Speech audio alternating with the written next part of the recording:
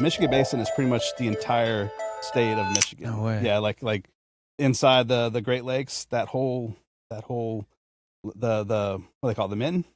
Yeah, Yeah, yeah. it was That, almost acted like a catcher's mitt because I think the ice sheet right on top of that got hammered. And so, as I understand it, basically, if a meteor hits the ground, it creates microtubules, nanodiamonds, all of these things like the black mat that you're talking about that are only created generally from a meteor impact, maybe some lightning. Yeah, or right something now like though, that.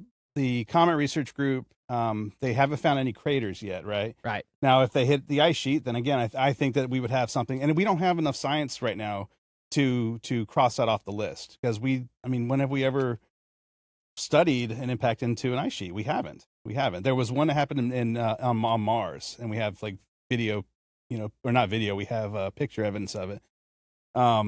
Yeah, we don't have enough science behind glacial impacts. We don't. It reminds me of like an airbag or like a stuntman jumping out of a building, and instead of falling on the ground and making a huge indent, he hits the airbag and it and it well, not only that, cushions but him, yeah, then sprays all the air out. But this is a huge glacier. and so imagine like there being loose ice on that spray and it just being launched into the air. That's what we're talking about. well, like the size of icebergs almost. These would have been huge. I mean, icebergs flying through the sky, hitting Nebraska, basically. Yeah, some like if the science is accurate, some of these could have been, some of the ejected ice could have been the size of like stadiums, like Wow. huge, like really, really large chunks of ice leaving Michigan, going up into the atmosphere. Now there's some debate. I actually recently was talking with a guy who has a PhD in physics, and he is adamant. He is actually on board with everything we've said about Carolina Bays, with the exception of how they form perfect ellipses. And he thinks that that as they came back into the atmosphere, that the physics doesn't support them being solid when they hit the ground, that they would have burst before they hit the ground.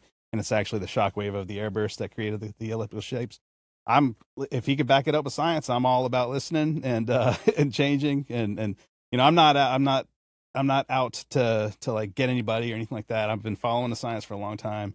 And if it takes me in another direction, I'm okay with doing that. So yeah, airburst could be a conclusion for that too. So we'll see. But like I said, that's new. So when do you think this happened? So for a long time, I did think the Younger Dryas, because that's been a sexy topic. You guys have both heard about the Younger Dryas. You know what it means now. A lot of people still don't. A lot of people still have no clue that at the end of our last ice age, as we were coming out of the ice age, that we got rocked back into it for 1,200 years. A lot of people have no clue that we did that.